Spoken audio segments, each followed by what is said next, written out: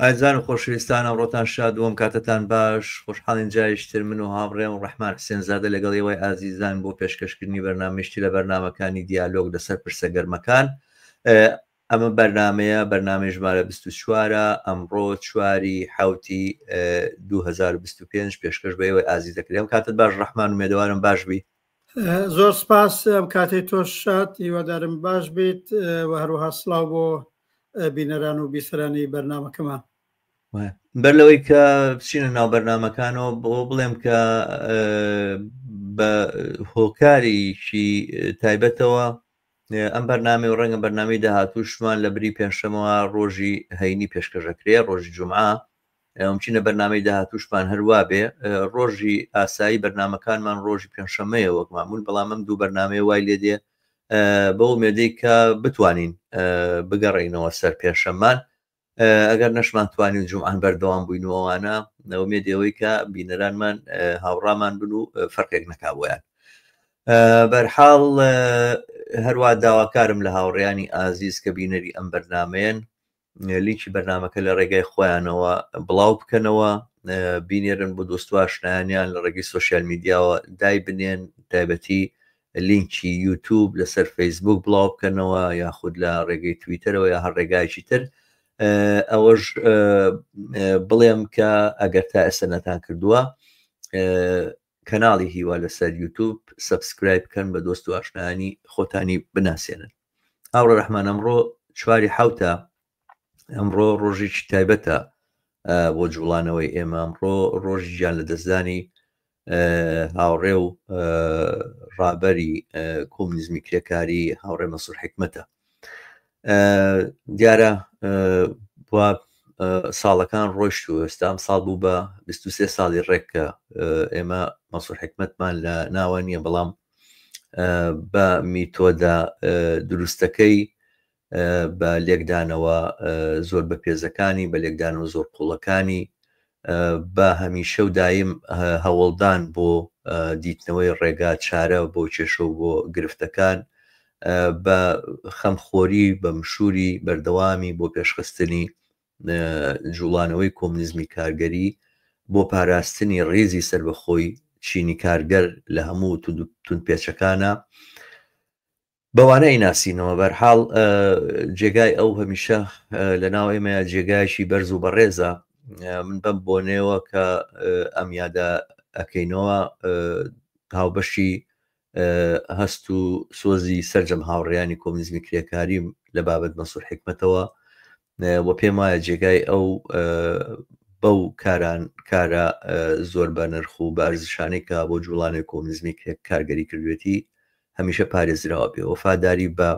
مەسوور حکمەت پارێزگاریە لە میتۆدەکەی پارێزگاریە لەو شێوازەی ئەو مامەڵەی کێشە و گرفتەکانی کرد. دیارە نەک حتمما دووبارەکردنەوەی تەواوی ڕستە بە ڕستەی هەموو شتانی کە ئەو توێتی، بەڵام ئەو میتۆدەی کە ئەو مامەڵی پێکرد، ئەو میتۆدەی کە ئەو سەیری دنیای پێکرد، ئەو گۆشەی کە ئەو دنیای لێوە ئەبینی و ئەو خودەی ئەو کە بەشێک بوو لە خودی چینی کارگەر کە مامەڵی لەگەڵ دەور و بەر و لەگەڵ سەردەم و لەگەڵ هەموو جوڵان و جۆر بە جۆرەکە ناکرد. بەرز و بەڕێزە یادی هاوڕێمان مەسوور حکمەت. دەستت خۆش بێ بۆ یاداوەریەکەت هاوڕە شەماڵ. دەقەن هەر وەک تۆکتت ئینسان نازێ ئەم ڕۆژە نێوی بنێت چی تۆکتت ڕۆژێکی تایبەتە، ڕۆژێکی تایبەت و بەڕاستیێڵان بیر لە 23 ساڵەوە پێشەوە ئەکەمەوە ڕۆژی پێنجشەمبە بوو. ئەو وەخت ڕۆژی چواری حەوت ڕۆژی پێنجشەمبە بوو، ئێستا جومعەیە کە ڕووداوە ڕوویدا زۆر دیارە قورستر لە چاو ئێستا بوو، زۆر تاڵتر لە چاو ئێستا بوو. هەرچەند ئینتزاریشمانە کێشە. من بەش بە حاڵی خۆم لە 4 ڕۆژ لەوە پێشەوە کە ئێتر دکتۆرەکانی کتووی تر کۆتایی معالجەیە و چونکی سەرەتان بوو ئەزانینی تر لەحزە بە لەحزە ئینتزاری ئەو خەبەرە ناخۆشە ئەکێشرا. ڕۆژێکی سەختە تۆبعان یادی بەخێر و هەرەونەش بڵێم بەڕاستی جگای زۆر زۆر خاڵیە لە لەحزە بە لەحزە مانگ بە مانگ و هەفتە بە هەفتەی لەو 23 ساڵەدا لە ئاستی جیهانی لە ئاستی منتەقە و خاوەرمیانە لە خودی ئێران ئاڵوگۆڕی زۆر گەورە و بنەڕەتی ڕوویان داوە هەموو جارێ من و زۆر کەسی تریش ئەحساسمان کردو ئاخ ئێستا منسوور حکومەتێک لە مەیدانە وایە بمانزانیە جوابی ئەو چیە نەگەوەی خودی ئێمە هیچ جوابێکمان نەبوو بێ من ئەو باز ناکەم هەر ڕوتی کۆمونیزمی کاریگەری لانیکەم ئەو ڕوتەی وەک ڕوتی ئێمە ئەروە تۆی شارەت پێکرد پابندە بە مێتۆدەکانی منسوور حکومەت حولی داوە لە ئاستی توانایی سیاسی و فکری خۆماندا جواب بدەینەوە بەم ڕووداوانە بەڵام تردیدم لەوە نییە ئەگەر منسوور حکومەت لە مەیداندا وایە بەو توانایە نەزەریەی بەو توانایە سیاسی بەو تەشخیصە مارکسیستیانی کە بۆ هەلوو مەرجە زۆر تایبەتەکان بووی یەکیان مەسەڵەن ساڵی 92 و دوای ڕوخانی بلۆکی شەرق بوو من هەر لێرەوە لە بینەران بیسەران ئەوانەی بە فارسی بە کوردی بە ئینگلیسی بە زۆر زمانی دیکەش حتا عەرەبی هەیە واقعاً تەمەشای ئەو سلسلە باسانە بکەن کە ئەو لە ساڵەکانی 90 و 91 ئەو بەنێوی هەڵکشانی نەزمی نوێی جەهانی باسی کردووە بەڕاستی زۆرە لە فاکتۆرەکانی هەر ئەحساس دەکەی بۆ ئەمڕۆی وتووە غێرەزەوە پێشبینیەکانی کە ئەم هێژمۆنی تەڵەبی ئەمریکا کە بە بەهانەی ئەژغاڵی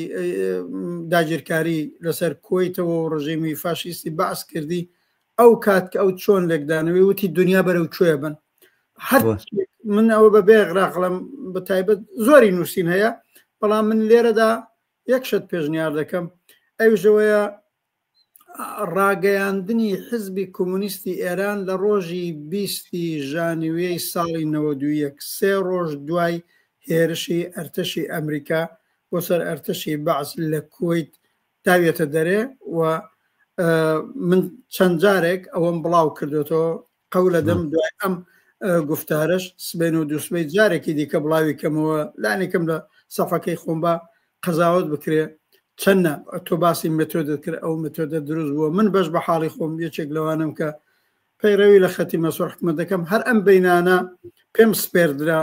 ڕاگەیاندنی دەفتەری سیاسی حزبی کۆمونیست کاریگەری حکومەتیز ئامادە بکەم لەسەر ئەم شەڕ و ڕووداوانەی کە ئێستا ئێمە واردی باسەکەیە بین هەر لەوێش خۆت حضورت بوو بە مەکتەب سیاسی وتم من دەچم لەو مێتۆدە ئیستفادەکەم و حتا لەو ڕاگەیاندنە ئیستفادەکەم بۆ ڕێگەی ئەوە بۆ بەکاری ئەمڕۆژ دێ بە مثالێکی دیکە تەواوی دەکەم و با بەحسەکە لەوە توولانی تر نەبێ من ئەمڕۆ ئاگادار بووم دوێنێ ئاگادار بووم هاوڕێمان ئیرەجی فەرزاد دەستی خۆش بێ قسە و باسێکی منسووری حکومەتی لە پلنۆمی 12 حزبی کۆمونیستی ئێران کە کات ساڵی 1970 میلادی دوای چی هەر بە هەفتەش نا هەر ڕۆژەکانی ئاگربەسی شەڕ بینی دەوڵەتی عێراق و دەوڵەتی جمهوری ئیسلامی و ئەوەی خومێنی جامی زەهرەکەی نووشی پلنۆمی حزبی 12 حزبی کۆمونیست ئێران بووە قسە و باسەکە دانراوە هەر تۆ ئێستا من ببینەر و بیسەرەڵێم بە زمانە فارسیەکەیوە لە سایتی ئیران تریبون هەیە لە سایتی شخصی هاوڕێ ئیرەجی فەرزاد هەیە لە زۆرە لە شەبەکای ئیجتیماعی دانراوە ئینسان نەتوانێت لەوێ خلاف بووە لە نێو کۆمیتە مەرکەزی حیزبە ئەینەن لەوێنە حەمیدی تەقوایی و ئیرەجی ئازەرین قەت نامەوە دیارە بڕیارنامەیان بردووە و توانێت جاوە جمهوری ئیسلامی لەسەری زەعفەوە ئاگربەسی قبول کردووە ئەمە هەلومەرج خۆشەکە بۆی کۆمەڵانی خەڵک بێنە مەیدان و ببێ بە شۆڕش و بڵبێ بە ئینقلابوانە منسوور حکومەت جواب دەداڵە بە پێچەوانە ئەم ئەوزاعە جمهوری ئیسلامی علا ڕەغمی شکست زیاد ناتەواوی کورتی هێناوە لە شەڕی ئێران و عێراقا خومێنی جامی زەهری نۆشیوە بەڵام تۆڵەکەی لە کۆمەلگا کاتەوە دەستێژی بۆ سەر کۆمەڵانی خەڵک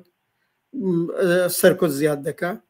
بەری اتفاقاً حرەکەتی جەماوەری و شۆڕە جێرانە ئاگرێ بۆ اتفاقاً خۆی زیاتر داسەپێنێ خۆی زیاتر یعنی منزور مێ بڵێم ئەم مێتۆدە چەندە ئەو وەختە وتوێتی بابە لە هەناوی شەڕی کۆنەپەرستانە یا ئاگربەسی بینی دوو دەوڵەتی ئاوا بەرحاڵ وانییە هەلومەرج ببێتە شۆڕە جێرانە یعنی هەرو خەتەیە کە هەر ئەم بینانە بینی بەش چەپەکان و خودی حەمی تەقوای و حزبی کۆمونیست کاریگەری کەماکان لە فازی ئەوەدا بوو کە هەر زەربەیەکی نظامی ئیسرائیل گویا گەلەی جمهوری ئیسلامی بدا کۆمەکەکە بە زۆر باش بەدرێژی لەو بابەتەوە قسە و باسەکەین هاوڕێ بۆ پێشنیارە تەواوی یەکەم ڕاستە مەنسوور حکومەت 23 ساڵە نییە بەڵام لە هەموو بینەران و بیسەران هەموو ئەوانەی بەدوای بۆچوون و ئەفکاری مارکسیستی و کۆمۆنیستیان بزانن ئەو دەستکەوتە سیاسیانەی ئەو نووسراوانەی ئەو وتانانەی لە مەنسوور حکومەت بەجێماون هەموو منبعێکی گەورن بۆ مراجعە پێکردنەوە حتا بۆ لێکدانەوە لەسەر وەزعیەتی ئێستا بەڵام دیارە بە لە نەزەرگرتنی گۆڕانی فاکتۆرەکان و تەناسوقەکان ئینسانە بێ زیندوو بەرخوردی پێ بکە. زۆر باش بەرحاڵ هەر لەم باسەوە کە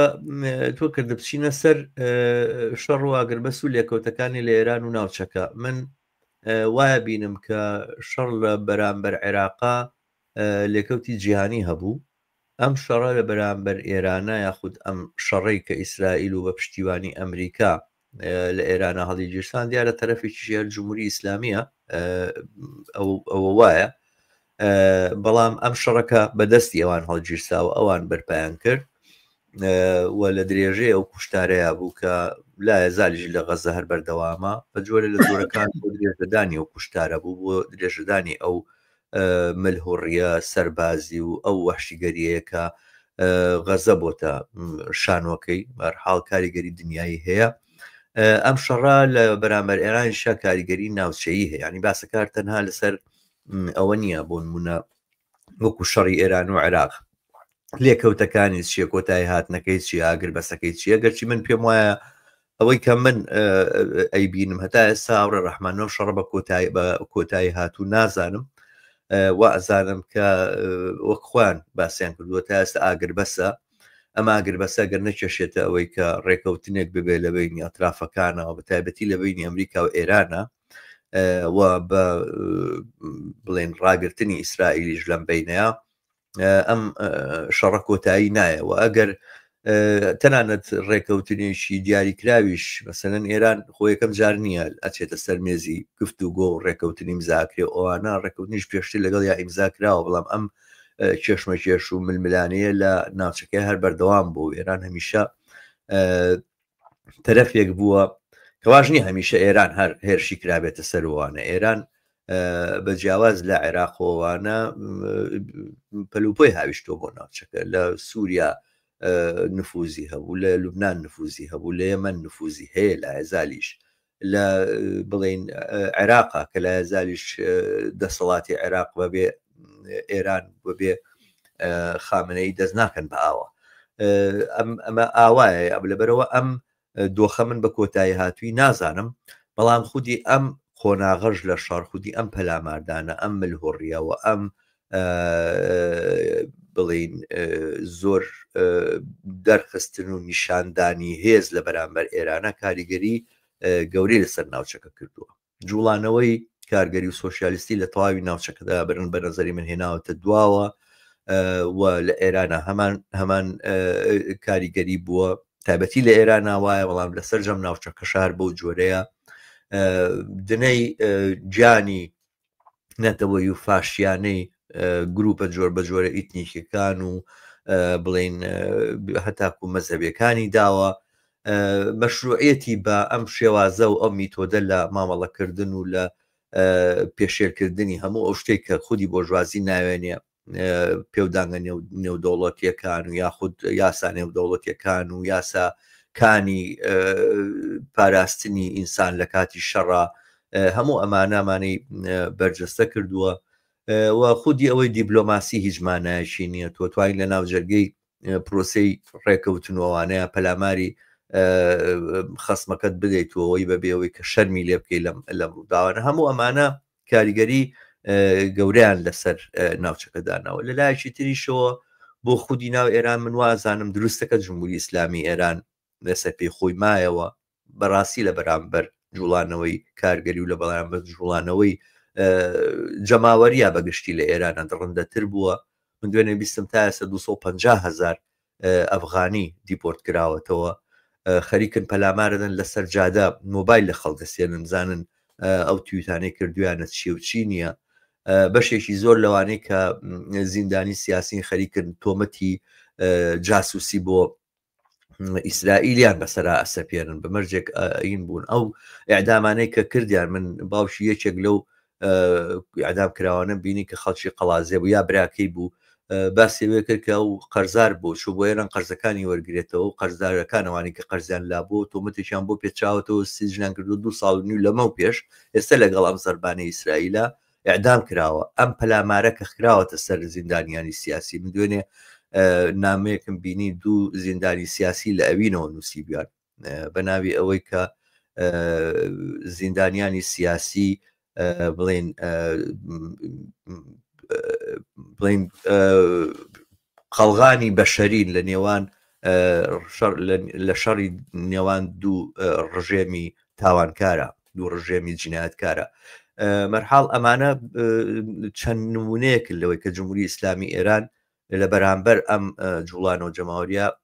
بەهێز لە خۆی نیشانەدا دڕندەی لە خۆی نیشانەدا بەڵام بەشێکی ممکنە هی ترسی بێ من وا بینم کە جمهوری ئیسلامی ئێران زەربەی گەورەی بەرکەوتووە لە ناوخۆی خۆیان کێشەی گەورەی بۆ توش هاتووە و ئەمانە لە باسەکانی تری شاتوانین زۆرتر من لەمە زیاتر وەخت نەکرم دەست خۆش بێ باسەکەی تۆ کە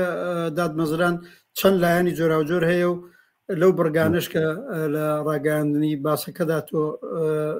مەتراحت کردبوو ئەکرێ لە هەر کامەی لە بەشی خۆیان مەسەن لەسەر بزوتنەوە جەماوەریەکان بزوتنەوەی کرێکاری ئەو پاشەکشانەی پیان درراوە منەی جۆزمەوە بۆ وێنە بەڵام لەم لێکەوتەکانی لە ئاستی ئێران و ناوچەکە ئەگەر قسە بکەم با من چەند شت بڵم زۆر جار ئەبیسرێ کەمە شەڕی بینی دەوڵەتی ئێران و دەوڵەتی ئیسرائیل منەمە بە دەقیق نبینم ئەم شەڕی ئەم دوودانە دەوڵەتە نییە ئەمە شەڕەکە لانی کەم بەکردەوە بە عەمەل ئەمریکا ئیسرائیل وەکو کەمپێک و لەعین حاڵەت جمهوری ئیسلامیش تێوە گلاوە بۆ معنە ئەو جۆرەی من لە نووسین و وتار و ڕاگەاندنوانەوە شەڕی دەوڵەتایکی تێرۆریستن بەڕاستی هەرسێ دەوڵەتی تێرۆریستن جمهوری ئیسلامی لەم شەڕی دوازدەڕێ دەست بەکار نەبوو ئەو شەڕەکەی دەست پێ نەکرد بەڵام لەوە کەم ناکاتەوە هەر وەک تۆ ئیشارەت بە زۆر فاک کرد جمهوری ئیسلامی لە ماوەی 45 ساڵ عمری خۆیان بە تەبلیغاتی بەتایبەت ئەوەی کە ئیسرائیل مەحوەکا و لە بینەبە و هێزکۆوە کاتەوە و ئیسرائیل لە بێ لە منتەقەکەنەوێنە عقبت بتێنێتەوە فەزایەکی جەنگی دروست کردووە دشمنانەی دروست کردووە کە عقبت فاشیزمی حاکم بەر ئیسرائیلیش ئەوە بکا بە بەهانە بۆ ئەم کردوانەی کە ئەیکا دەنەچە بۆ معنایە بە عەمەلی سێ دەوڵەتی لە منەپرسی تێرۆریست دەرگیرن و ئەم جارە زۆر ڕۆشنە بە نەقشەی مشتەرەکی ئەمریکا و ئیسرائیل ئەم شەڕی 12 ڕۆژە دامەزرا لە کاتێکە ئەسڵەن تەناسب قواکە کێشەکە لەو ئاستەدا نەبوو بڵێ ملهوڕی جمهوری ئیسلامی ئەوە بەرز بۆتەوە حتممە نەبێ شەڕ دەست پێ بکەنەوە ئەوان هەروەک تۆزی شارەت پێکرد لە وەسەتی گفتوگۆیە بوو لەگەڵ هەیئەتی ئەمریکایی ڕۆژی پێنجشەمبە لەسەر جومعە کە حملەکان کرا بۆ سەر ئەسەن جومعە شەو بووی تر بەرەو سەر لە بەیانی جومعە بوو قەرابوو ڕۆژی یەکشەمبەکەی دانیشتن ببێ دەنەچە ئیسرائیل ئەمریکا من لێکیان جیان ناکەمەوە احتیاجیان بەم شەڕە بوو بۆ ئەوەی چی بۆی ملهوڕی بنوێنن ملهوڕی ناک بەرابەر بە جمهوری ئیسلامی ڕاستێکی لەم نەپرسی بەرابەر بە جیهان بنوێنن بەرابەر بە خاوەرمیانە بنوێنن بۆ دەوڵەتی فاشیستی نەتانیاهوو ئەمە ئیدامەی شەڕەکە کە لە 21 مانگ لەوە پێشەوە ئەم پەریودەی ئەم دەورەیەی دوای ئەو کردەوە ترۆریستیایی حەماس عاقبەت ئەوە بوو بە غەنیمەتێ بەدەست دەوڵەتی فاشیستی نەتانیاهووە ئەڵام 21 مانگە شەڕ و ترۆریزمی و نەسڵکوشی دا سەپاندووە بەسەر غەزە و فەلەستین و لوبنان و سووریە و سوودانم یەمەن و تا ئەگاتە جمهوری ئیسلامی بۆ ئەو نەقشە کۆنە پەرستانەی کە هەیەە بە نێوی خاوەرمیانەی تازە لە نەزەر ئەوانەوە یانیچی ینی خاوەرمیانەیە کە لەوێدا ئەمریکا و ئیسرائیل هەمە کارن هەموو شتێک ئەوانەی بڕنەوە ئیتر دەوڵەتێکی سربزێ وجودی نییە ئەجم لە جمهوری ئیسلامی جزوی دەوڵەتە سربزێوەکانە بەرابەر بە ئەمریکا یا بەرابەر بە ئیسرائیل بەرحاڵ لەوەهلەی ئەوەڵا لانەکەم تاوجێ بە ئستراتیژی ئەمریکا بگەڕێتەوە بە تەسلیم چێشانیەتی لەم لە پرسی بە ئستراتیژی دەوڵەتی ئیسرائیل و نەتانیاهو بگرێتەوە ڕژیم چەنجەتی ئەمانە لێرەدا حەتەن عینەن وەکو یەک نین بۆ مەبەستە ئەو شەڕیان دەست پێ کرد و گورزی خۆیان وەشان دەنەچەم شەڕە بۆیە لێکەوتەکانی ئەوەیە لە منە پرسی بەشێک ئەم هەدەفە تاقیبەکە لە منە پرسی ئەوەی ترامپ پێڵێ ئەوەڵ ئەمریکا تێزی ئەوەڵ ئەمریکای خۆی ئەوەی وا بە تایبەت من وتارێکی ژمار ئەمڕۆکە نووسیوە ئەوەی پێڵێ سڵح لە کاناڵی هێزەوە قدرەتەوە یعنی قانونی جەنگەڵ حق بە جاری پێش و باسمان کرد ناگەڕێمەوە سەرباسەکەی ئەمە ئیتر هەڕەشەیەکە بۆ سەر کولی بەشەریەت لە دنیا زۆر وازع بوو هێکست وەزیر دفاعەکەی وتی دوای ئەوەی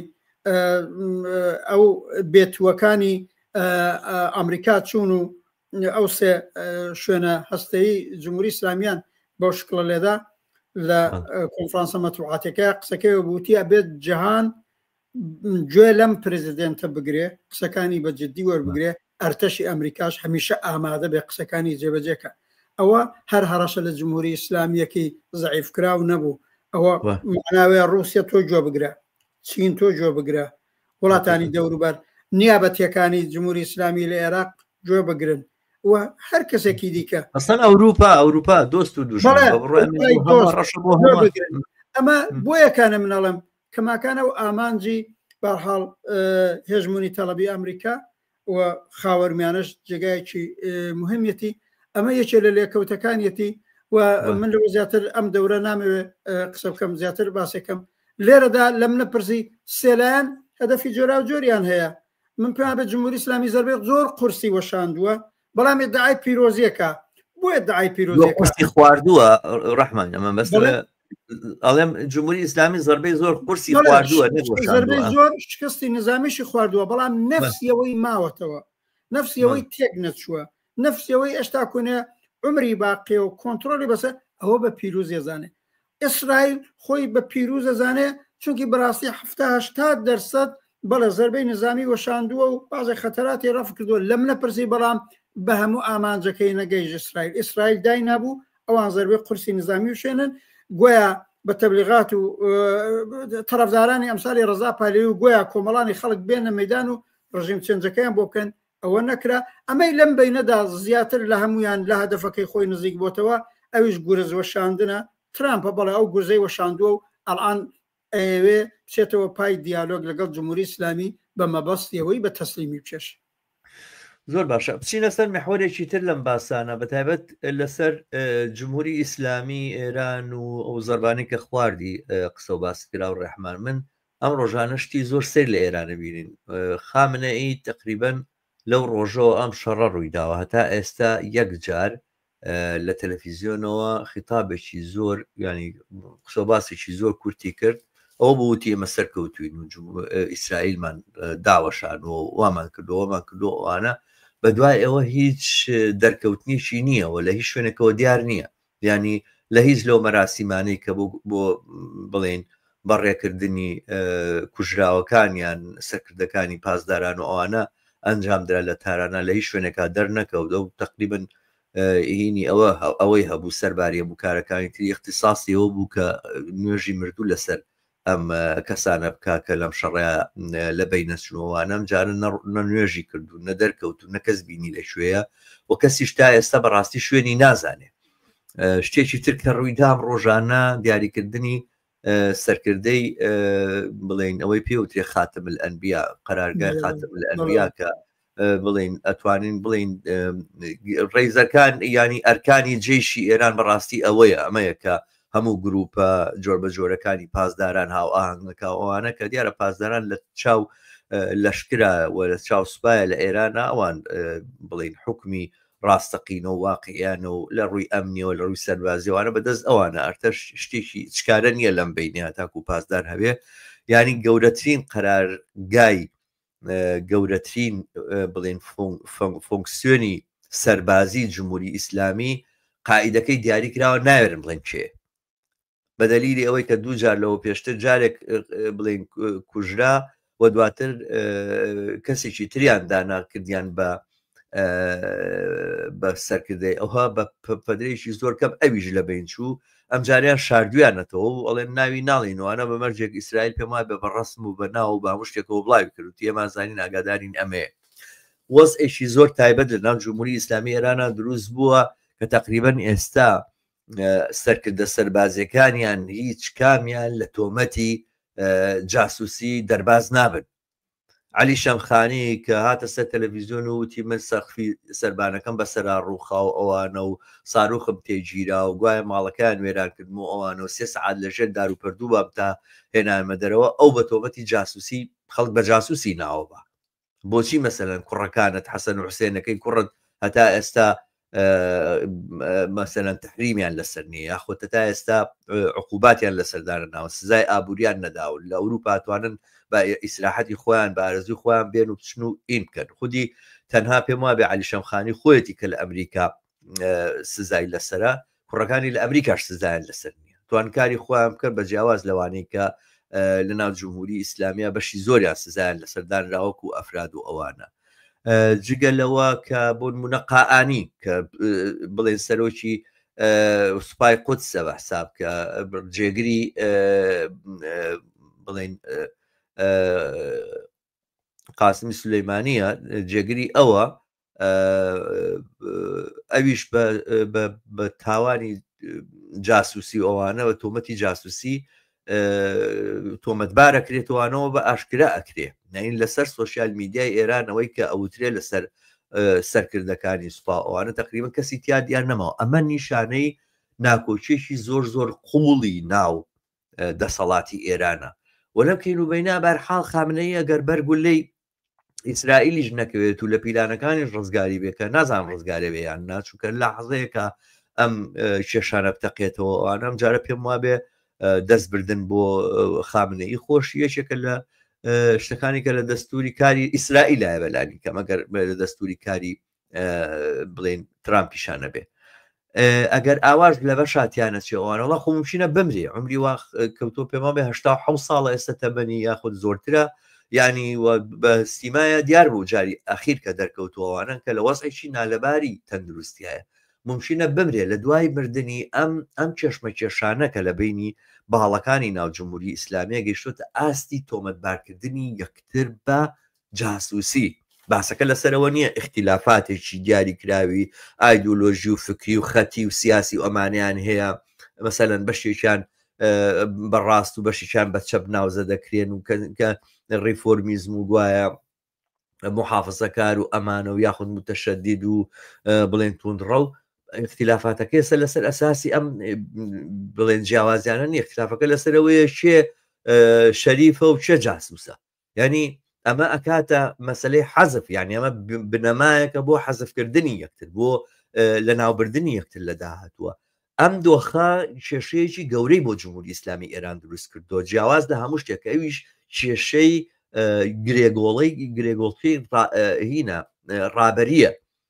کاتێکە خومێنی جامەزارەکەی خواردەوە پاژماوەیەک مردو ئەوانە ڕەفسەنجانی هەبوو کە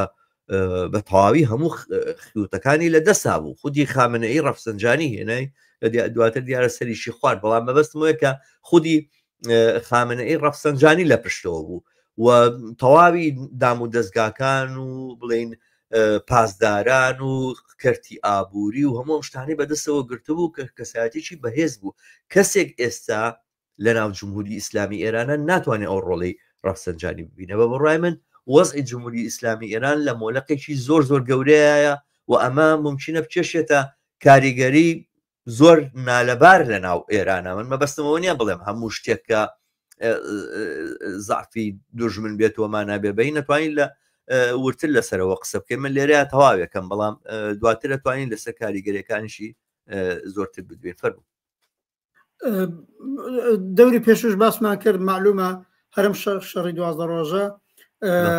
زەربەی زۆر قورسی لە جمهوری ئیسلامی داوە ئەوەڵین نیشانەی ئەو زەربەی قورسە لە جمهوری ئیسلامی کۆتایی عمری مفیدی سیاسی خامنەی بەجەستە ماوە تا ئێستا نیانوتن نەماوە و ناشمانەوە ئێمە پێشگۆیی بکەینەرە ماوە یانەما، بەڵام لە شەڕەکەەوە دەستی پێکردووە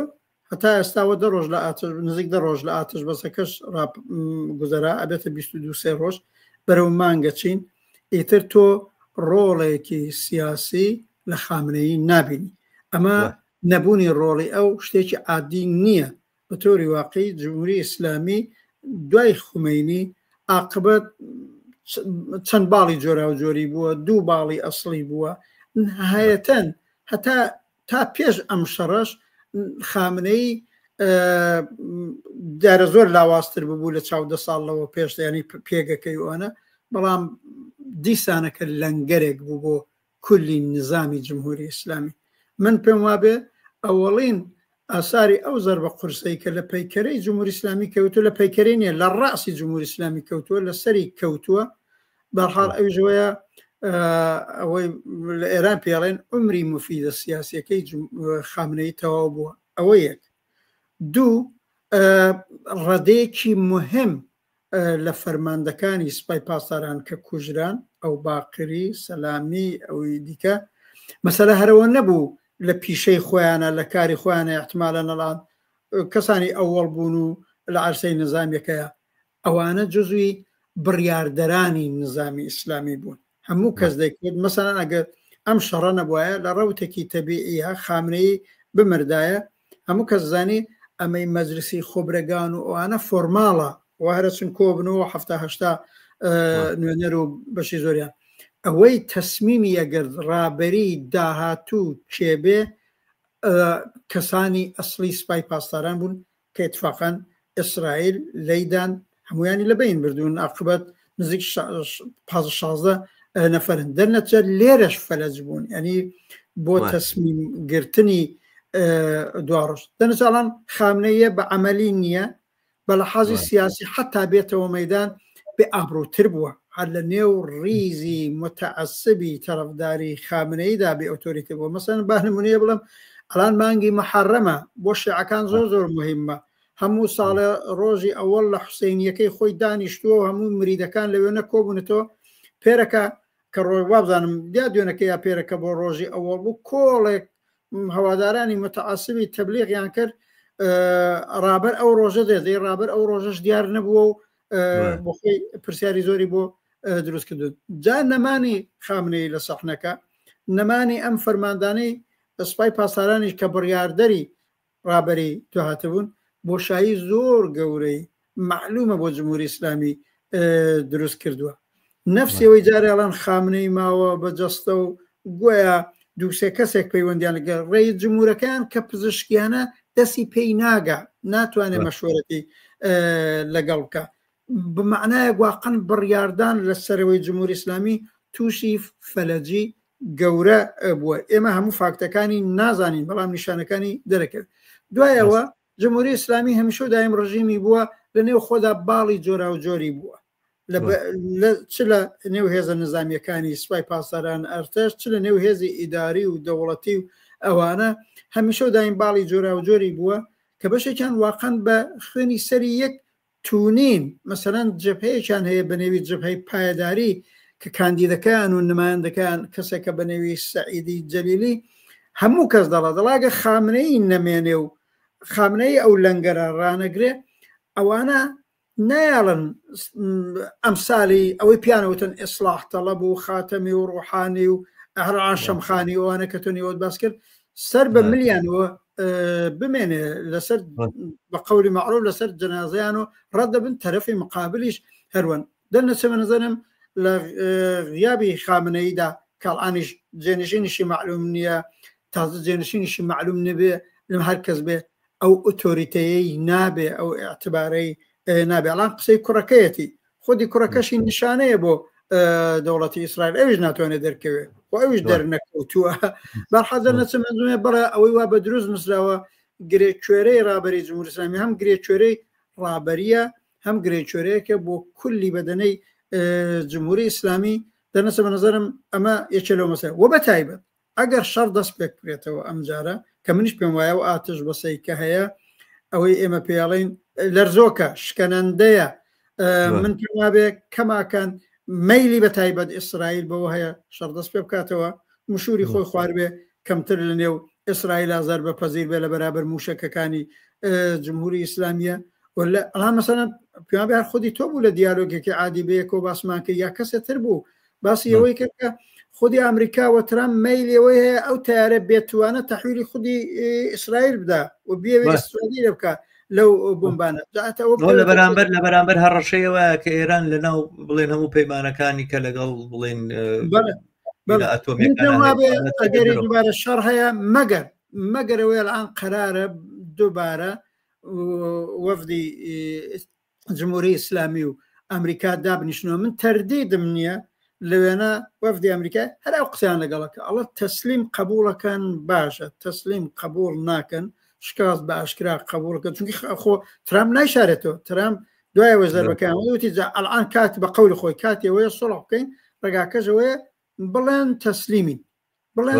هزارەوەی تەکرار کرد ئەوە نەکەن من پێم وابێ و بە ئاشکراژ نەکەن مەزان خومینی هات ئەو هەموو کەزەڵێ ئەو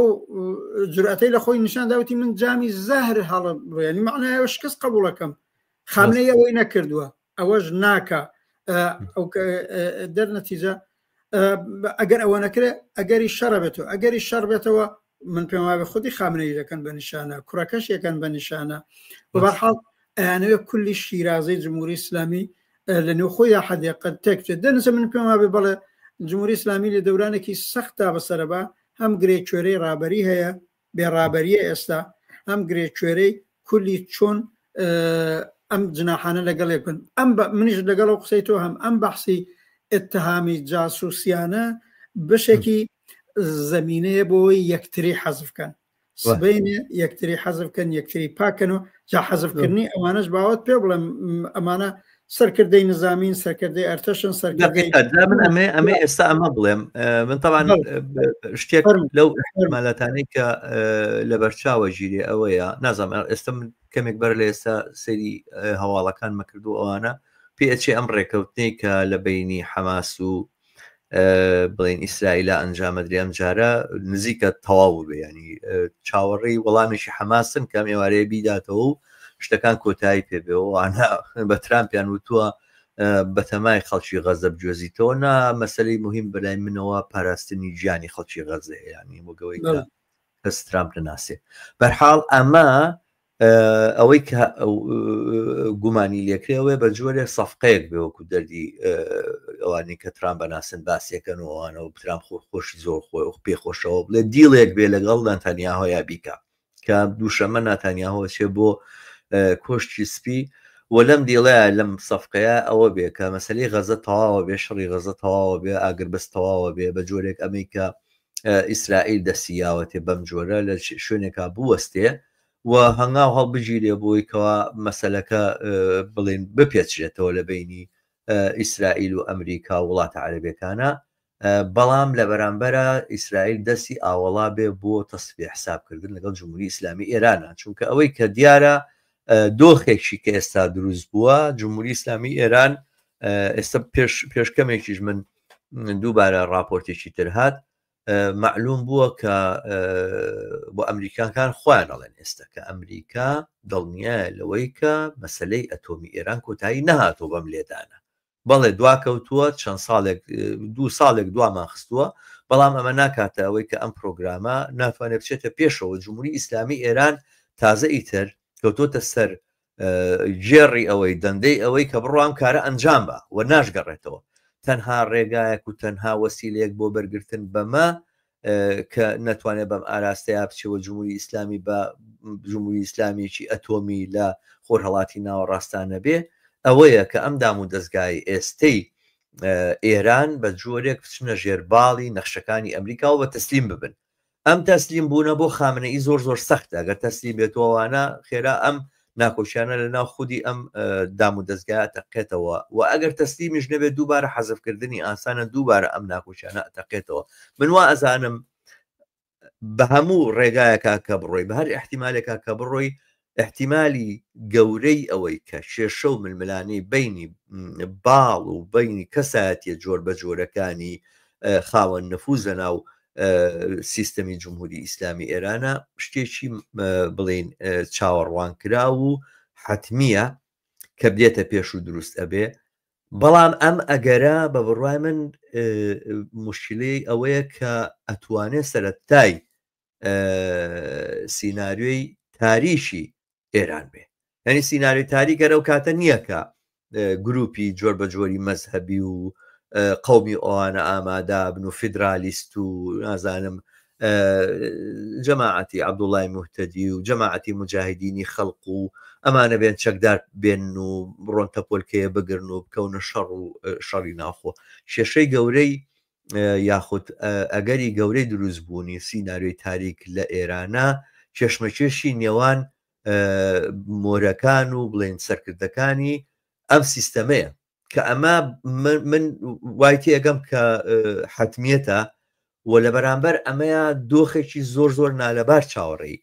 ئێرانەکە مەگەر ئەوەی کە بەر لەوەی ئەم ناکۆشانە بتەقێتەوە ئەو باڵێک کە نزیکاتی هەیە لەگەڵ ترامپ و لەگەڵ ئیسرائیل و لەگەڵ غەربا بەگشتی پشتیوانیشی وە خێرا و قایم پیا بکە کە بتوانێت بەسەر باڵەکەی ترازاڵ بێت و کودەتایەکی ناخۆی لە ناو ڕژێمەکەی بکاتەوەمانە ئەم مۆزوعە لابەلا کاتەوە کە بە بڕای من ئەگەری ئەمەش زۆر زۆر ئاسان نییە و ممکنە شێشەی گەورەی لە بەردەما بێ. هەر وەک تۆ باس کرد لەم هەلوو مەرجەدا کە زۆر ئاڵۆزە ئەگەری جۆرا و جۆر هەیە و ئەو ئەگەرانی تۆ باسەکەی کامرن احتمالی هەیە ئەگەر لەو بابەتەوە بڵم مەسەلەن ئەم کێشەی بینی سەرانی جمهوری ئیسلامی سەرانی ئێستایان بێ خامنەی ئەمەلەن لەوان نییە حتاڵان بەحزەوەیەکە گویا شورایەکی نظامی ئێستا بەرگارەدا تەسمیمدا حتا باسی دەوڵەت نییە باسی پزیشکیان نییە گویا شورایەکی نظامیە و شورای نظامیە چێن و چین هیچ کەس لی نازانێ شاراوەیە ئەویش لە بابەتەوە مەگەر ئیسرائیل ئاشکرایکە چونکی باسی ئەوت کرد ئەو فەرماندەی خاتم الئەنبیایە هەرچیەکە قەراغایەکی گەورە و بڕیاردەریانە ڕاستیەکەی ئەوەی کەسێک بە نەوێ ڕەشید بوو کوژرا لەو بابەتەوە بەڵێ ئیسرائیل بە ئەکس و بە نیشان و بە هەموو شتێک باسی کردو و توێتی ئەزانی چۆش ئەوە واقعەتەکەوێ یعنی ڕادەی نفوذکردنی جمهوری ئیسلامی لە باڵای نفوذیەکانی ئیسرائیل لە باڵای جمهوری ئیسلامی وایە گەورەیە وە لە دەمێکە لە 12 ساڵەوە پێشەوە کە دەستی کرد ئەو دانیشمەندە هەستەیەکانی کوشت خۆی نیشانداوە تازە ڕیشە و ڕەگەزی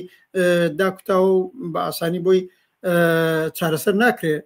جمهوری ئیسلامی ئەنیەگە بەشێکە تۆهمەتە لە یەکتریەدەن بەشێکشی واقعەتی جا دەرنەتجە لەم کەشمەکەشەی باڵەکانی نێو جمهوری ئیسلامی اتفاقاً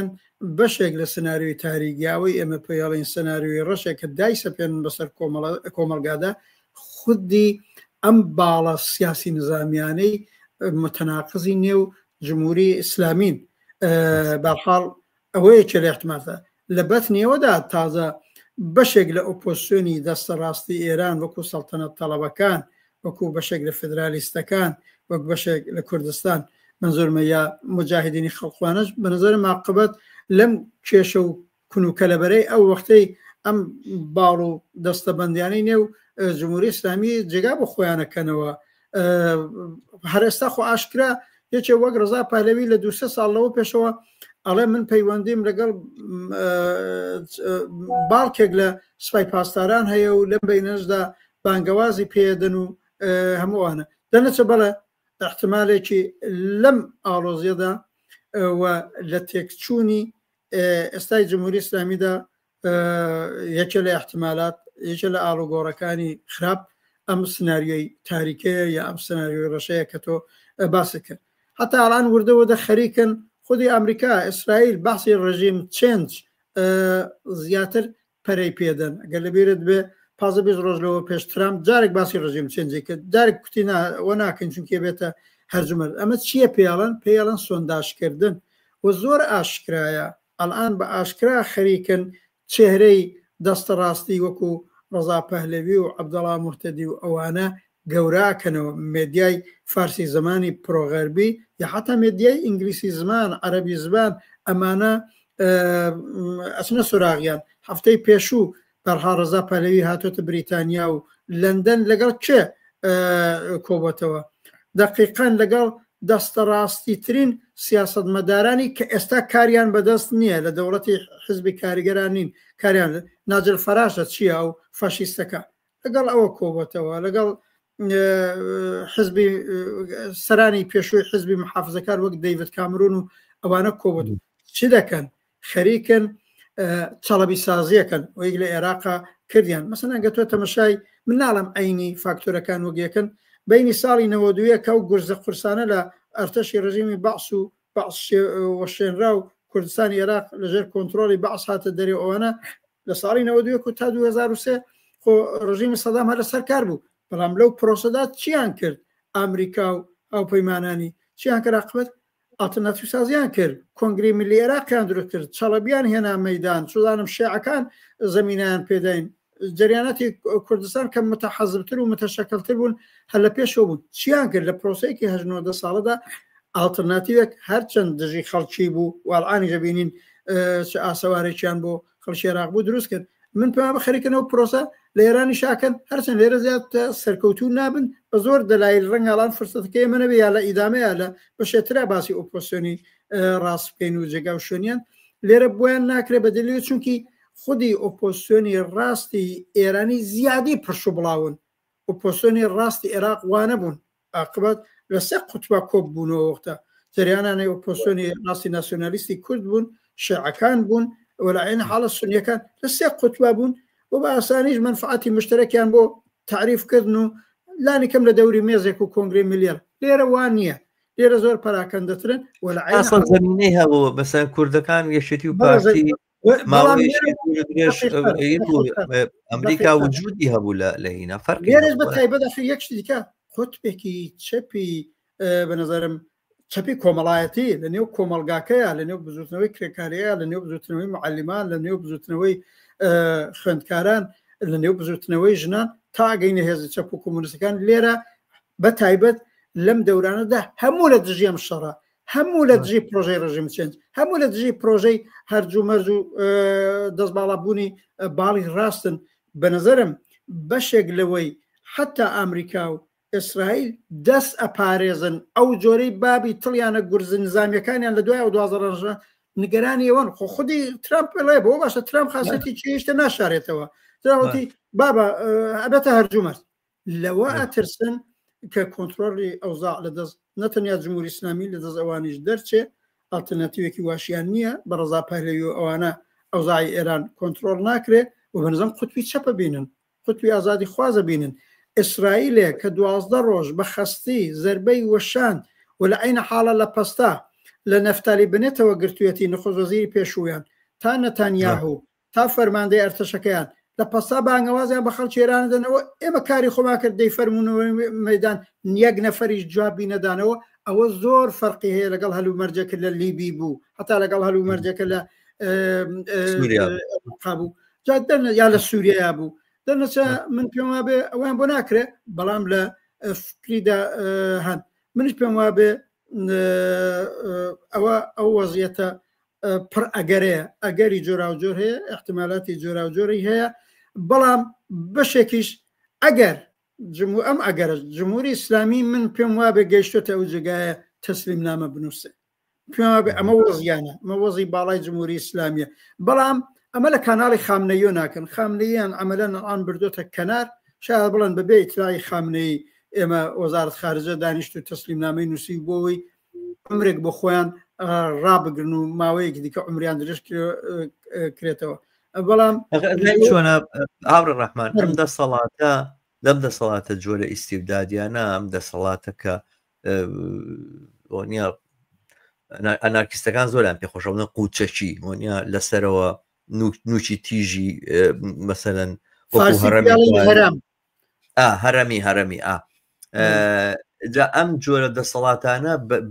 بە نوکەکەیەوە هەڵواسراوە یان ئەگەر نوچی ئەم دەسەڵاتە بڵێن کەلێنێکی تێکەوەوانە وانە بڵێ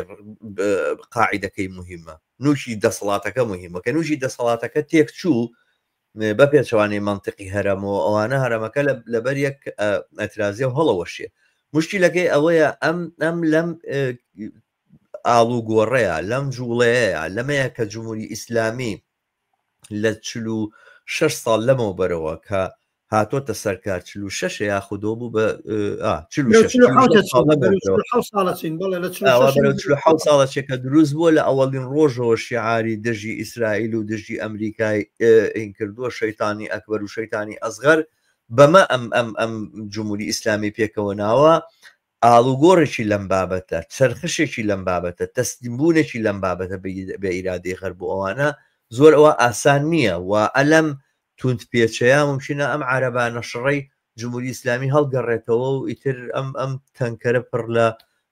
بڵین چوزانم تەنکەرە پڕ لە بنزین با پاشە ڕۆڵە ئەسڵەن هەر شتێکە ممکنە تەواوی منتیقەکە بلەوتێنەوە تەواوی منتیقەکە پیس بکە ئەمەە بڵین هینی تیاکۆ بۆتەوە ناخۆچی تیاکۆ بۆتەوە لە ئێرانە و کێشەی تیاکۆ بۆتەوە ئەمە ممکنە ئەمە لەم تونپێچەیە وەربگەڕێت و ئەو کارە سادە دروست ببێ ینی مەسەلەکە من بە ئاسانی نابینم و پێم وابێ ینی من کە بەڕاستی بە بچینە سەر خاڵێکی تر ئاوڕە ڕەحمان باسیکەین و ئەوانە من باشێک لە تێگەیشتن و لێکدانەوەی هەندێک لە هاوڕیانی چەپیش وەکو ئەوەی کە چۆن ڕاستەکان بەڵێنیانەدا و وعدەیانەدا ئەوانە پێیان وایە کە دۆخەکە دۆخێکی شۆڕش جێڕانەیە و ئیتر شۆڕژ والە ئەو چوخمەی ئەو دیوی کۆڵانەکەی ئەو دیوە چاوەڕێمانەکە ئەوانە لە دۆخێکا کە ئاوا کۆمەلگا تۆقهێنراوە کۆمەلگا لەژێر بڵێن ڕەحمەتی بۆمبەکانی ئەمریکا و کوشتارێکە کە خەڵک بە چای خۆی لە ئەبێنێ لە غەزە چی کراوە تەسەوری کردنی ئەوەی کە شۆڕژ ئاوا نزیکە ئەوانە من یعنی والەیەکا کە بەڕاستی سەرسام ببم بەم ڕادەیە لە تێنەگەیشتن و بەم ڕادەیە لە خۆشخەیاڵی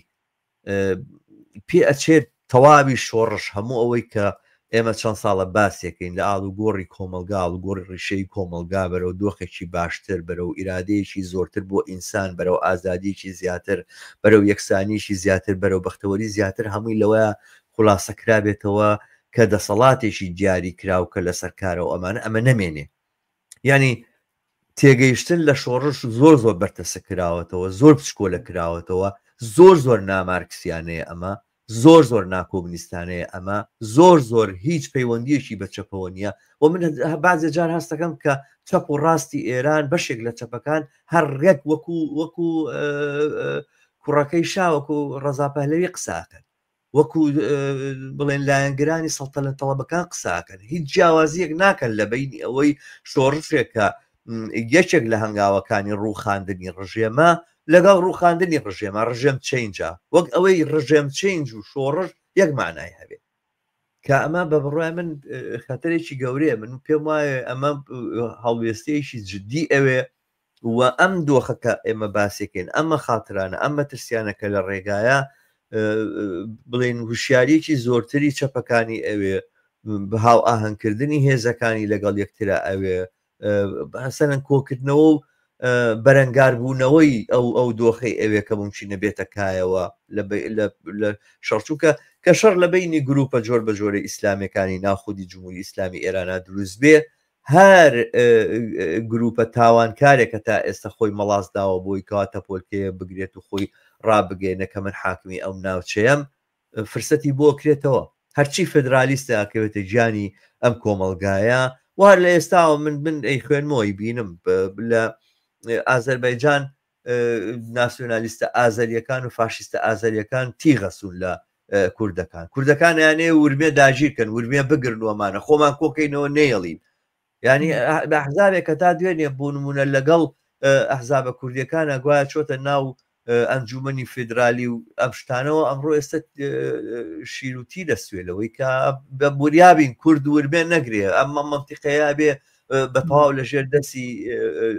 ئازاریەکانە و لە ژێر دەستی تورکەکانە بێ هەر لە ئێستاوە کێشە و مەسائلی ئەوەی کە کام ناوچێ هیچێ و کام ناوچێ بە مڵکی کام تیرە و کام تایفە و کام قەوم ئەنووسێت و ئەمانە دەست پێکە ئەمانە هەڕەشەیەکی گەورن لەم کۆمەڵگایە من وا ئەبینم کە کۆمونیزمی ئێران ئامادەی ئەم چاڵنجە نییە یعنی لەسەر ئەساسی ئەوەی کە ئێمە جوڵانەوەیکی کارگەریمان هەیە ئەتوانێت بەرەنگار بێتەوە ئەمانە هینەکە جوڵانەوەی کارگەری لە دۆخی شەڕا ئەچێت بەرەو دواوە بەرەو دواوە ئەڕواوە لە مەیدانە نامێنێ بۆ مەسەلەن جوڵانەوەی کارگەری ئەتوانێت بەهێزتر بێت لە جوڵانەوەی کارگەری سەردەمی شەڕی جیهانی یەکەم چی بەسەر هاتووە چۆن توانی لە بەرامبەر ئەم شەڕەیە ڕابوەستێ وەختێک ئیدەیەکە یاخود خەتێکە لینین و ئەتەرناسیۆنالیستەکان گرتیانە بەرەو ئەوانە پەیڕەوی لێ نەکرا چیان کرد لە بەرامبەر ئەم شەڕێ هیچیان پێ نەکرا لەبەرەوە من وازانم تاکیدکردن لەسەرەوەی کە ئێران کۆمەڵگایەکی دیێری نەشۆڕشی بینیەوە ڕاپەڕینی بینیەوە جەماوەر لە ئارایە ڕێکخراوە کرێکاریەکان هەن و ڕێکخراوە جەماوەریەکان هەن و ئەمانە بە بڕای من بازێک جار ئەمان خاتە دا و تەڵەی خۆشخەیاڵیەوە کە نەتایجەکانی زۆر مەترسیدارە دەستخۆش بێ شەماڵجان با من لێرە تاوجێگای بەرەی چە بەگەڕێتەوە لە کۆمەلگایران بڵم بڕێک تەکتی جیاوازم هەیە نەگەوەی قسەکەی تۆ غەڵەت بێت تۆ هەڵوێست و بۆچوونی بەشێک لە چەپی متەحەزب تەشەکرت دیوە حەقت پێدەم کە بەجەستریان حزبی کۆمونیست کارگەری ئێرانە بە ڕابەری هەمی تەقوایی بەڵێ ئەو تاکیداتی تۆ ئەو قسانەی تۆ لە مەوردی چەپ کە حتا ڕژیم چێنج بە ئینقلابەزانێ نیگەرانی لە سناریۆیەکی تاریک و ڕەش نییە ئومێدی بە زەربەی نظامی ئیسرائیل ئەمریکا نەگەستا لە قەدیمەوە پێی وایە کە ئەوە ڕێگا بۆ هەتا سەرنگونی شۆڕە جێرانەی جمهوری ئیسلامی خۆشەکە هەموو اتفاقان ئەو 12 ڕۆژە شەڕە و ئەڵان دە ڕۆژ دوایەوەش ئاتەز باشە هەموو ئەو تئۆریانەی ئەجم لە حزبی کۆمونیست کارگەری ئێران با بە کۆنکرێتی باس بکەم و من واقعان وەکو جەریانی متەشەکل یا متەحەزبی چەپ کە نێوێکی بێ نیشانێکی بێ غێر ئەز ئەوان کەسی دیکە نبینم باقی چەپ لەرە تاکیدە جیاوازەکەمەوە بەڵێ ئەوان ئەو بۆچوونانەیان بوو لە کەنار ئۆپۆزیسیۆنی ڕاستی نەوعی سەڵتەنەت تەڵەب فێدرالیستەکانی کوردستان ڕاوەستان حتا با من لێرە بڵم قسەکەت پێ نەبڕم بەس من لێ یەک تەوزیح هەمەیە هاوڕە ڕەحمان من ناڵێم هەموو چەپ وەکو حیزبی کۆمونیستی کارگەری ئێرانە ئەو پەڕیگرتووە کە ئی نییە بەڵام ئەزانی چۆنە کەم تەرخەمی خەمساردی لە بەرامبەر وەڵامدانەوە لە کێشەکە لازمەکەم بەشێک لە چەپ کێمە هاوکاریمان لەگەڵیان هەیەوانە ئەو خەمساردێر نەبوو مەگەر ڕەنگە بڵای پراتیکەکە یا حتا فعالیتە سیاسی تەبلیغەکە لە ئاستی پێویست نەبوو بۆ بەحسێکی دیکەیە گەڕێتەوە سەر کەم و کوڕهایەکی دیکە جا من لێرەوە قسەکەمەوەیە ئەوان بە نەزەرم هەڵوێستی وایان کرد ئەشگەڕێمەوە سەری و تەواوی تئۆری و بۆچوونەکانیان جارێکی دیکە نقمی عەرز بوو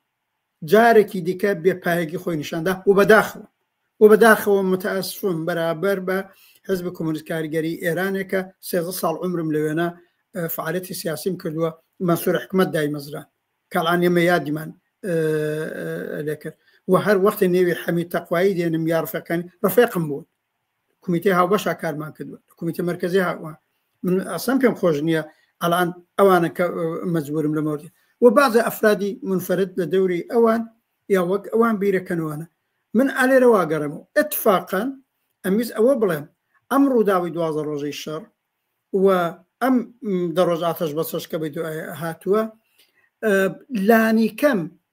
بەرەی چەپی کۆمەلگای ئێران ئەتوانێت بە ڕووسوری بڵێمە لێکدانەوە ئەڵام پراتیکیان کەم بووە ئەو بەحسێکی دیکە ڕەنگە تۆ مەزۆردەوە بێ بڵێ لێکدانەوەمان دروست بوو بۆ چوونمان دروست بوو و دوای و فەزایە نەکەوتین تۆ تەماشاکە من وەختە قوتبی چەپی کۆمەلگای ئێران ئەڵێم هەست سازمانە چەپەکان ناڵێم حزبە چەپەکان ناڵێم تا ئەو جێی ئینتەرنێت ئیجازەیدا بەدەیان ڕاگەیاندن لە دڵی کۆمەلگای ئێران و فەرهەنگیان و معلمان بازنشەستەکان سندیکای واحد اتحادیە ئازادی کاریگەران ئەنواعی کاریگەرانی فلسکار و میکانیک ئەنواعی تەشەکولی کە لێوە هاتن خانەنشینان بڵێ خانەنشینان پەرستاران هەموو بە ڕۆشنی ڕاگەاندنی هاوبەش یا ڕاگەاندنی جیاوبەش بووە پێشەوەی شەڕەکە دەست پێ بکەوتێنێ لە دژی و شەڕین شەڕ دەسی پێ کردووە کوتیاتی بە قازانجنیە و لە جین نەتەنیا لە بیری ئەوەدانە بوون جوڵە بکەن جا چونکی ئیسرائیل زەربەی لێدا ئەو جۆرەی ڕەزا پەهلەوی ئومێدەوار بوو ئەو جۆرەی عەبدوڵڵا موفتەدی ئومێدەوار بوو ئەو جۆرەی حەمید تەقوایش ئومێدەوار بوو جا با خەڵکیش بێنە خێبان تەنەوە شەڕە ماڵوێرانکەرە و شەڕە پاشەکشا تا بە بزوتنەوەی ئێمە لەوانەوە گرتوێتی تا جریانێت چ با من بە کۆنکریتی بڵێ ئێمە 6 جریانی چەپ و کۆمونیست بەیەکەوە ڕاگەیاندنی و بەشمانداوە هەر کامەش بە جیاوازمانداوە ئەجملە تو بۆ خۆت هەڵوێستی حیزبی حکومەتیست بۆ خۆت جزء مەکتەب سیاسیەکەی ئەزانی بەکەمێ ئەم باوەبار تقریبا هاوبەش بووین حتا لە نێو ئەم 6 جریانەدا جریاناتی دیکە هەن لە کاتەگۆری چەپی کۆمەلگای ئێرانە گوزارن جریانێکە تحتی مەسئولیەتی ئیبراهیمی عەلیزادەیە جریانێکە حتا باڵێکی دیکە لە ڕاهی کارگەرە جریانی کە خۆی بە خەتی ڕسمی معرفیەکە من لێرە ئەتوانم بڵێم لە هەموو ئەمانە دفاعەکەم لە مەجموعدا ڕەنگە لە خەت بە خەتی هەڵوێستیان دفاع نەکەم لە مەجموعدا هەڵوێست و سیاسەتی دروستیان بوو تاوجەی لانیکەم ئەم 6 جریانە چەپەی بێکۆ هاوکارەکەین لە بەعزەیە توانیمان ئاکشنایی ئەترازی سازماندرا بەرابەر بەو شەڕە و بەرحاڵ بەنظر دەرنەتیجە اتفاقا لەم ڕووداوەدا ئەگەر ئۆپۆزیسیۆنی ئێران بەعام هەڵسەنگێنی بەشی هەرە زۆری ئۆپۆسیۆنی ڕاست چۆن بڵێم بوو بە خاڵێکی ڕەش بۆیان لە ڕاستیانە سەڵتەنە تەڵەب و ڕەزا پەهلەوی لە ڕاستیانە بێ ئابڕووتر بوو ئەو لەو بابەتەوە هەرچە نەزانم ئەڵان دەوڵەتە غەربیەکان هەرایانوێ لانسەی بکەن و تەلەڤیزیۆنی مفتی بەدەستەوەی ئەوانە ئۆپۆسیۆنی دوای ئەوە مجاهدین تازە مجاهدین بەقەت ڕەزا پەهلەوی شلوقی نەکرد بە هەر دەلیلە نازانم بۆ بەقەت ئەوان شلوقی نەکرد مجاهدین لە نێو ناسیۆنالیستە کوردەکانیشە جریانی بەدنێوی سازمانی زەحمەتکێشانی عەبدوڵڵا موفتەدی و شەخصی خۆی لە هەموو کە زیاتر هەر ڕۆژی ئەوەڵی شەڕ خۆی گەیاندە واشنگتۆن کە قەدردانی بکات لە ترامپ کە فۆکوسی کردوتە سەر جمهوری ئیسلامی چی دەرهات هەموو لێکدانەوەیان هەموو بانگەوازیان ڕاستیەکەی مایە پوچ دەرچوو و بە نەزەرم کارنامەیەکی ڕەش کارنامەیەکی شکست خواردووە بۆوان و بەداخەوە لە کەنار ئەوان بەنێوی چەپ حزب کۆمونیست کاریگەری و حەمید تەقواییە و ئەوەک باقی چەپ هەڵوێستیان جیاواز بوو کردەوەیان جیاواز بوو بەڵام یەکشت هەیە بەڵێ ئەم ئەوزاعی هاتە پێشێ ئەم شەڕی کرد لەپڕ ئیسرائیل بە هاوبەشی هەمیشە ئاڵم هاوبەشی لەگەڵ ئەمریکا دەستکە دروست لە ئەزانی چۆن هەموو کەزەڵە جمهوری ئیسلامی غافڵجی کرد ڕاست شەکەن کرا چونکی لەگەڵ جمهوری ئیسلامی بەحزەوە بوو لە دیالۆگەین خودی ترامپ پێیوت ئەم جارە بادا بنیشن حتممە بە تەوافقەگەین لە منە پرسی عاقبەت پرۆژەیەکیان داڕش جمهوری ئیسلامیان غافڵجی کرد و ئاوازە بخوات لە منە پرسی غافڵگیریەکی بۆ ئۆپۆسیۆنی چەپ و ڕاست بوو غافڵ بوومە بەڵێ ئەم ڕووداوە ڕوویدا وەگە کارەسات بارتر ئەوزاع ڕووی بدایە ئێستا ئێمەی لانیکەم سازمان و حیزبە چەپ و کۆمونیستەکان لە ئاستی پێویست خۆمان ئامادە نەکرد بوو بۆ جوابدانەوە اتفاقا ئەم ئەوزاع پێش هاتووە و ئەم مەترسیانە لەسەر کۆمەلگای ئێرانە ئێمە بەش بە حاڵی خۆمەوە تۆ بۆ خۆت لە ئاگاداری بۆ چون و سیاسەتی حیزبی حکومەتیستەی و لەگەڵ ئێمە ئەو جریانە چەپ و کۆمونیستانی هاوکاریمە بتوانە کاکە ئەم ئەوزاع هۆشدارێکی پێداوین ئەبێ ئامادەگە سیاسیەکان ئامادەگە سازمانیەکان ئامادەگە پراتیکیەکان بچێتە ئاستێکی دیکە چونکی ئێمە کۆمونیستی ئەو جامعین چەپی ئەو جامعین عاقبەت پێمان خۆشە لە هەلومەرجێکی شۆڕەجێرانەیە ئامانجەکانی خۆمان سەرنگونی جمهوری ئیسلامی وانە بەرینە پێشێ بەڵام هەموو شتە بە مەیلی ئێمە ناچێتە پێشێ هەلومەرجی نالەبار ڕەنگە سناریۆی تاریک بێ ئەگەر ڕژیم چێز تەحمیلکەن خۆ لە وەختشدا ئێمە کارمان تعتیل ناکەین دەنەچە بان نەقشەی بۆ شەڕایەتی ناهەمواریش دابڕێژین کە چۆن بربەرەکارێ بکەین لەگەڵ ئاسەواری شەڕایەتی ناهەموار کە چۆن ئیجازە نەدەین عاقبەت ئاسەوارەکانی ڕژیم چێنج و سەناریۆی کۆمەلگا وەژیانی عادی کۆمەلگا هەتا ئەو جێگای ئیمکانمان هەیە لە شار و لە دێ و لە گەڕک تێکنەدا کە چۆن هەرستا لە شەڕایەتی ناهەمواریشدا لە گەڕک و لە شار و لە شوێنی کار ئەتوانێت کرێکار خەڵک زەحمە چێژ معلم ئامادە بن هەر بۆشایی دەسەڵاتێک پێشات خۆیان سەرنوشتی خۆیان بگرن بەدەستەوە و ئەوە بە بنێوی شۆڕش بە خەڵک قالب نەکرێت هەر جۆری لە کوردستانی عێراق تەجروبە تاڵەکەیمان دی دەنەچە من پێم وابێ بەگشتی اتفاقا وەختی شەڕەکە بوو لەو 12 ڕۆژەی شەڕەکە بوو لە پستا بۆمباران بوو هەرئان ئەگەری ئەوە بوو خامنەیژە کوژرێت جمهوری ئیسلامی تێکەچێ ئێمەی بەرەی چەپ زۆر لەژێر فشارە بووین کە ئێوە ئەوەی تەهاماتمان لێدرا لە کەناری جمهوری ئیسلامین ڕوخانی جمهوری ئیسلامیتان ناوێ بەڵام وەختە هاوارمان کرد ئەم شەڕە عمر درێژە کاتو بۆ جمهوری ئیسلامی ئەم شەڕە کارە ساتبارە ئەم شەڕە لە دژی خەباتی جەماوەریە جاڵان من نازانم چەندە فرسەتمان ماوە قەرار بوو لەسەر بزوتنەوە کرێکاری و بزوتنەوە کۆمەڵایەتەکانیش لە درەجەیە قسە بکەین ئەم شەڕە و 12 ڕۆژەکەی وە تا ئێستا ئاگربەز ئەلانەوە بوو بە 22 ڕۆژ بۆ ئەوەڵجار لە تاریخی لانیکەم 15 ساڵەی ئێرانە منەوە لێرەوە ئەلامە 15 ساڵە هەفتە نەبووە و حتا زۆر جار ڕۆژ نەبووە لە دەیان شاری کۆمەلگای ئێران مزاهرە نەبێ اعتصاب نەبێ اعتراض نەبێ بەڵام 22 ڕۆژە نییە 22 ڕۆژە دوێنە مەوردێک بیسرە 22 ڕۆژە خەباتی کرێکاری خەباتی جەماوەری خەباتی معلمان خەباتی پەرستاران نێرراوەتەوە ماڵێ و ئەو بەداخەوە ئەو پێشبینیەی کە چەپەکان گویان ئەبا ئەم شەڕە لە پێشە نوکی تەعەرزی هێرشی بۆ سەر خەباتی کرێکاری و جەماوەریە ڕۆژە خۆیشە فرسەت پێویستە دووبارە کرێکاران و خەباتی جەماوەری پشت ڕاستکەنەوە و بێنەوە مەیدان نەبەرحاڵ من نازام ئەو کەسانە و ئەو تەسەورەی کە پێی وابوو مەسەلەن شەڕ ئەبێتە یاخود بۆمبا باران و سار و خاویشتن و شەڕی بینی وڵاتەکان و ئەوانە ئەبێتە هۆیەوەیکەوە مەسەلەن گیانی شۆڕژێڕانە پەرە بگرێ و ئەوانە یا تا ئێستا نابینیوە قومبەلە بتەقێتەوە لە پەنایانەوەیە لە نزیشیانەوە یا گوێیان لێ نەبووە یا نازانن و جوڵانەوەی جەماوەریانی یەکێکیانە یعنی ئەخر لە شوێنێکا کە تۆ هەمیشە و دایم هەڕەشە پێت ئەوتێت 14 ملیۆن خەڵک لە ناو تارانە ترامپەڵەسێڵێ ئەم شەو چۆڵی ئەم شەو چۆڵیکەن ئەم شەو تاران چۆڵکەن هەڕەشەیەکی لەم بابەتە و ملهوڕیەشی لەم بابەتە لە بەرامبەر کۆمەلگایەکە ئەکرێ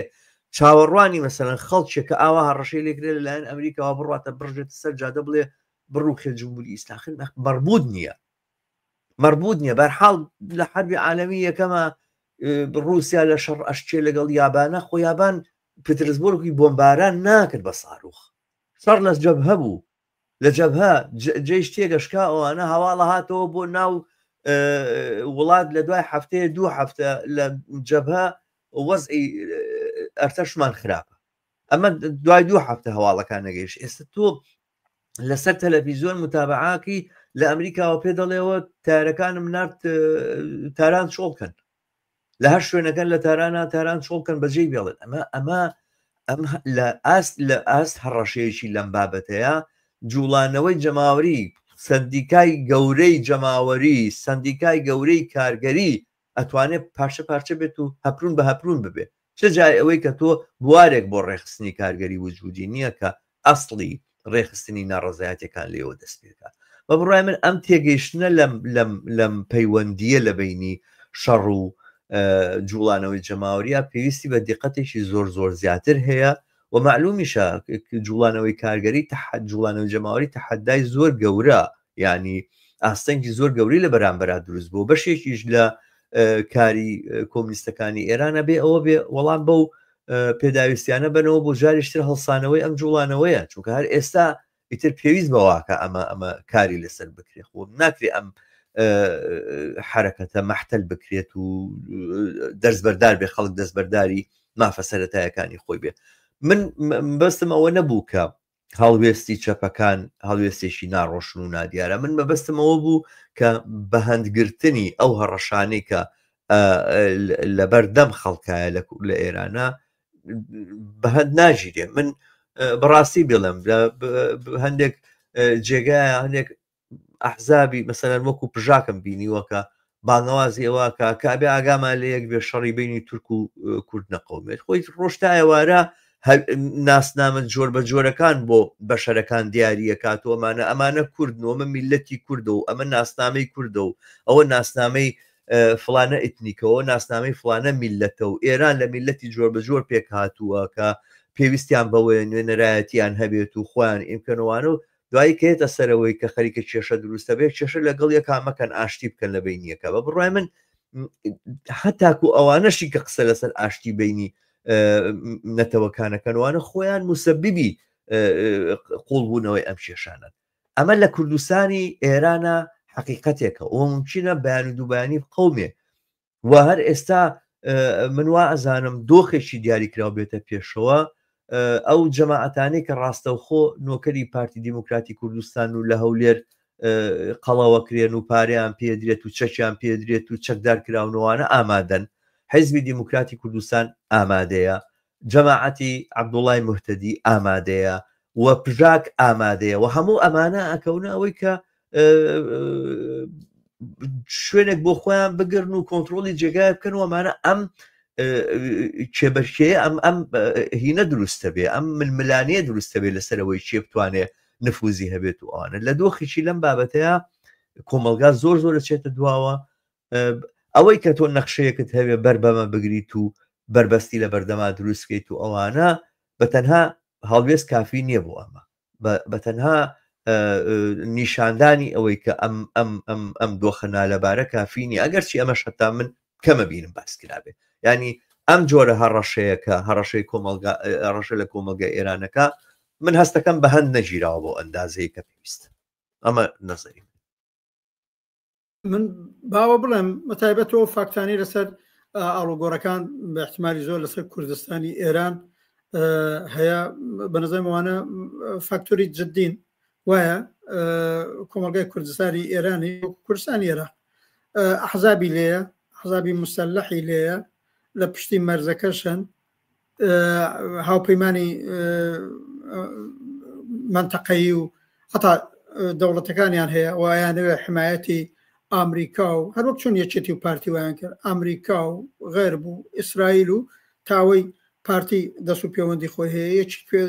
یەکێتی دەست و پەیوەندی خۆی هەیە پژاک و پێکاکا دەست و پەیوەندی خۆیان دروستەکەن هەموو ئانە بە نەزەرم ئەرێ ئەگەری نامناسبن لەسەر کۆمەلگای کوردستان و بەرەی ڕاستن و ئێمەی هێزی چەپ و کۆمونیست بەتایبەت هەفتەی پێشوش کۆنفرانسی سێهەمی شورای هاوکاری هێزی چەپ و کۆمونیستەکانی کوردستانی ئێران بوو نزیک 100 کەس بەشداری تیاکرد لەسەر ئەم مەترسیانە قسەکرا بەیانێژ لەو بابەتەوە تەسویب کراوە دێتە دەرێ منی پێم وابێ اتفاقا لەوێش بەحزەوە بوو بەکردەوە بێ ئێمە خۆ ئامادە بکەین بۆ ئەم ئەوزاعە بۆ پڕکردنەوەی بۆشاییەکان لە هەڵوێستی هێزی چەپ و شورایی و کۆمونیستی ئەو کۆمەلگا ئەم خەتەرانە ببینرێن وایە ئیمکاناتەکەمان لە پشتی مەرزەکان و هاوپەیمانی منتەقەی وەک یەک نییە بەڵام اتفاقەنەمە لە جەیەکی دیکەوە بەڵام هێزی چەپ و کۆمونیست چ لە کوردستان چ لە سەطحی سەراسەری ئێرانە دوای ئەم شەڕە لانەکەم بازە نەقطە قووەتێکمان ببینین و لەسەری سەرمایە گوزاری بکەین دەنا ئەڵان هیچ کارێکی لەگەڵ نەکراوە فایدەی نیە ئەگەر نقطە قووەتیش بێتەوە ئەوەی ئێمە پێڵێن ئەگەر نەبێ بە ڕێکخراو ئەگەر نەبێ بە سازمان ئەگەر نەبێ بەهێز ئەگەر نەبێ بە وشیاری ئەوە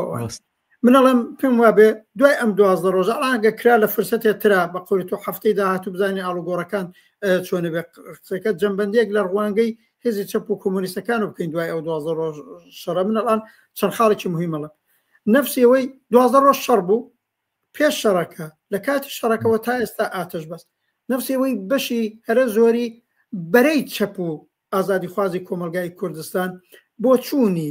سیاسەتی کردەوەی دروست دەرهات ئەو بخۆی مهمە ئەو سەرمایەکی گەورەیە بەسەری کار بکە ئەویش ئەوەیە مەسەلەن بعد ئەسەن لە سازمانە چەپەکان گەڕێ ئەوەی بزوتنەوەی کارگەری لە سەراسەری ئێران بزوتنەوەی معلمان پەرستاران بازنشستەکان دروست لە 12 ڕۆژی شەڕەکە و ئەڵان دەڕۆژ لە ئاتەش بەسش گوزراوە خۆیان هاوتەریب نەکردووە لەگەڵ بانگەوازەکەی نەتانیاهو دەستە ڕاستیەکانی ئێرانی وەکو ڕەزا پەهلەوی و ناسیۆنالیزمی پرۆغەربی ئەوە ئەقلانیەتی ئەگەر هەمووشی وشیاری نەبێ ئەقلانیەتێکی باڵای تایە وە مهمە کە هێزی خۆیان بە فیڕۆ نەدەن دەرنەتیجە هەروێ فریوی ئەوە نەخۆنەوا بێتە شۆڕش فریەوە نەخۆنەوا بێتە ڕێگای ڕزگاری ئەوان اتفاقان بزوتنەوەی کرێکاری و ئازادی خوازی کۆمەلگای ئێران مثلا لە کەسانی من نێو نابم چونکی نازانم باری ئەمنیەتی بۆیان دروست بوویانە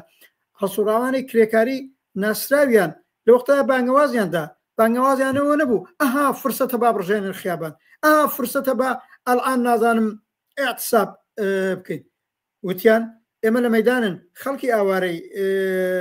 خەڵکی ئاوارەی تارانی هەرکوێکی دیکە ڕووکەنە لای ئێمە دڵمان ئاواڵەیە دەستمان لەگەڵ دەستانە ئەگەمان لەتانە بێ لە نێو خۆدا هاو پشتی و هاو بەستەگی و ئینسزامێکی زیاتر بۆ بەدەمیەکەوە بوون زیاتر پێکات بەڵام ئەمە قڵانیەتە ئەوەی هێزی خۆیان لە دەورانی شەڕا بە فیڕۆنەداوە پێعلەعان ئەبێت لە دڵی ئەوەدا ڕێکخراو بوون تەشەکر سازماندراو بوون لە ئاستی گەڕاک لە ئاستی شوێنی کارەکان لە کارخانەکان لەوانە زیاد بکە بە چونکی ئەم هەلومەرجەنا لەبارە هەر هەیە خۆڕێخستن و خۆ سازماندان و خۆ متحدکردن بۆ بەرەی چەپ و ئازادی خوازی ئەو کۆمەلگاجا کرێکارانن معلمانن ژنانن لاوان لە دانشگاکانن لە هەموو کات پێویسترە خۆ ئامادەکردن بۆ هەلومەرجی نالەبارێک کە ڕەنگە بێتە پێشێ خۆ ئامادەکردن بۆ ئەوەی ئەتۆ مەسەن باسی بەڵێ ئەگەر کێشمەکێشەکە ئاوا تەمەشا بکرێ هەرم ئەحزابی ناسیۆنالیستی کورد لە پشتی مەرزەکانەوە خۆیان تیارەکەن پشتیوانیشان هەیە پوڵ و ئەسلحەشیان پێدەن واقعەکەی ئەوزاعەکە بە تەواوەتەیە کەوێتە دەزەوان بەڵام ئەگەر لە ڕوانگەیەکی دیکەوە تێمەشای بکەیت ئەو بزوتنەوەی کرێکاری و ئازادی خوازەی کە لە شارەکانی کوردستانی ئێرانە هەیە خۆ ڕێک بکەن و خۆ سازماندن و ئێمەی هێزی چەپ و کۆمۆنیستەکانیش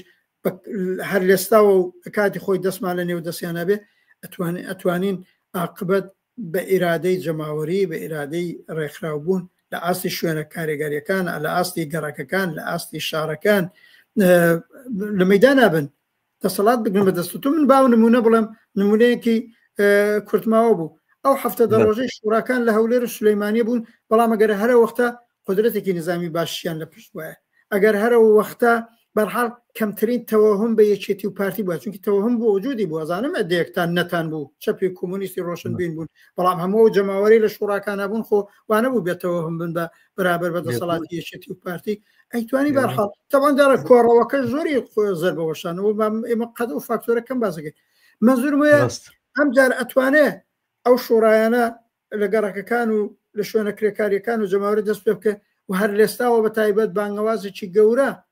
خۆشبەختانە لەم 30 ساڵەیە لە کوردستانی ئێرانە دراوە کە بابە دەسەڵاتی ئەحزابمان قبول نییە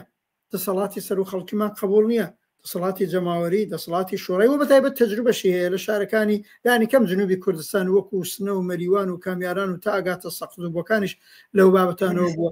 لەو ڕوانگەوە تەمەشا بکەین و ئێمە ئەڵبەتە هەمووانە خۆڕێخستنیوێ هەمووانە خۆ ئامادەکردنیوێ و بە تایبەت ئەرکی سەرشانی حزبە چەپ و کۆمۆنیستەکانەکە وا جملە ئێمە وا جملە کومیتەی کوردستانی ئێمە کۆمەڵە سازمانی کوردستانی حزبی کۆمۆنیستەکە ئێمە هاوکاریمان لەگەڵ یا هەیە هەرم شۆڕای هاوکاری کە بە وجود هاتووە هەتا جریاناتی تری کە خۆ بە چەپەزان و ئدعای حاکمیەتی لانیکەم جەماوەریەکەن و بە دوای حاکمیەتی ئەحزاب وەکو حزبی دموکرات و جریانە کە عەبدوڵڵا موحتەدینین لەو ڕوانگەشەوە تەماشا بکەین منزومێ بڵێم لەو دەورەدا بەعزە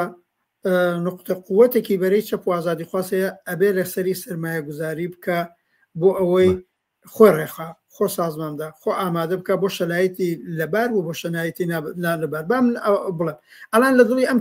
بەمە تەواوەکەم ئەم دەورە لە قسە لە دڵی ئەم چشمە کێشەی ئەلان کە بینی جمهوری ئیسلامی و ئەمریکا و ئیسرائیل هەیە ئەگەر ئەم دانیشتانەی لە پێشیانە بەوە بگات